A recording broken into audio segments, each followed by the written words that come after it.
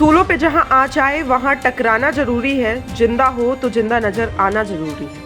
अपने poster, banner, flex के माध्यम से इस कहावत को आगे बढ़ाने वाले निर्दलीय उम्मीदवार मनोज लिल्हारे, जो पहली बार वारासिवनी विधानसभा क्षेत्र में अपनी किस्मत आजमा रहे हैं। भाजपा से प्रदीप जायसवाल और कांग्रेस से विक्की पटेल पर दोनों राष्ट्रीय पार्टियों ने अपना अपना भरोसा जताया है, लेकिन जमीनी हकीकत तो यह भी कह रही है कि वारासिवनी विधानसभा में निर्दलीय प्रत्याशी कांग्रेस भाजपा का खेल कहीं मनोज लिल्हारे का ऑटो बिगाड़ न दे। आइए सीधी बात करते हैं निर्दलीय प्रत्याशी मनोज लिल्हारे से।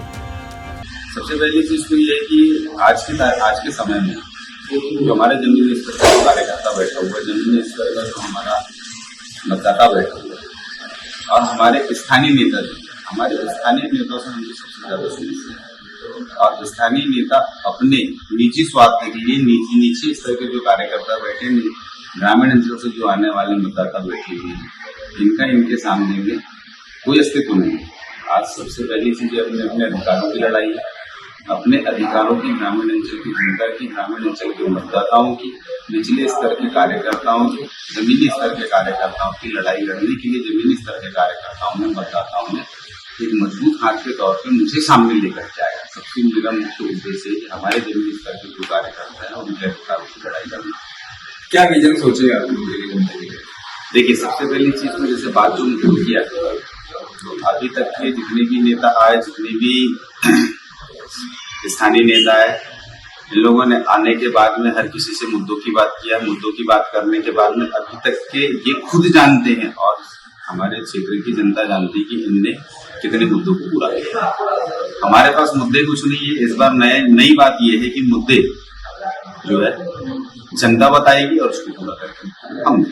लेकिन आप ये देख रहे हैं कि आप बता दें, जमीनी लोग जो कार्यकर्ता है या ग्रामीण, उनको जो नेता है वो उनका ध्यान नहीं रख रहे हैं। क्योंकि क्यों वोट दे रहे हैं उनको? क्यों हर बार जिताया जा रहा है? ऐसा क्यों नहीं करते? लगातार जीत दिया जा रहा है, जनता क्या है? उसका कारण है, देखिए, सबसे बड़ी चीज है कि आज तक मैं इस बात को थोड़ा सा खुले इसमें बोलूं कि ग्रामीण अंचल के जितने भी जमीनी स्तर के जो भी कार्यकर्ता बैठे थे, उनके पास में ऑप्शन नहीं था।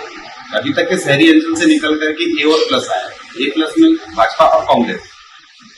उसके बाद में आपने ये देखा होगा, राष्ट्रीयकृत पार्टी की जितनी भी टिकटें मिलती है शहरी अंचल में रहने वाले नेताओं को ही मिलती है, जो कि आज की तारीख में बाहुबल है। वहां पे देखा जाता है धनबल किसके पास में है, वहां पे देखा जाता है कि बाहुबल किसके पास में।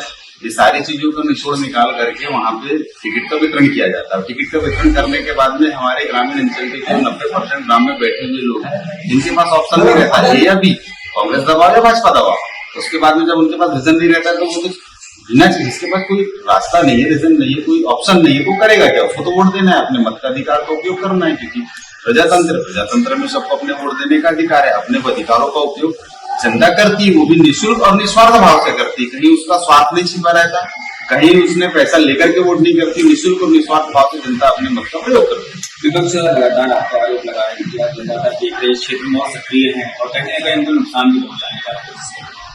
नहीं, इसमें ऐसा है कि विपक्ष रहे या पक्ष रहे, नुकसान पहुंचाने वाला विषय तो इसमें कुछ खड़ा ही नहीं होता है। देखिए, प्रजातंत्र में चुनाव लड़ने का अधिकार है। इससे नुकसान होगा, फायदा होगा, बेनिफिट होगा, कोई भी चीज होगी। ये तो बोलना मैं तो उचित नहीं समझता, इसलिए उचित नहीं समझता कि भाई अगर आपने कोई कर्म किया है, वो कर्म का फल आपको मिलेगा। मेरे खड़े रहने या बैठने से ना तो आपको कोई फायदा है, ना तो कोई नुकसान है।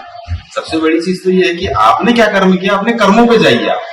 लेकिन लगातार आपके आरोप की झड़ी लगा रहे हैं कि आपको तो अलग अलग विभिन्न मुद्दों की तरह मामला भी दर्ज है, वैसे है, जनता को ऐसे प्रतिनिधि चुनेंगे जनता, इस प्रकार के लगातार आरोप लगा रहे हैं। इस बारे में क्या कहना चाहिए?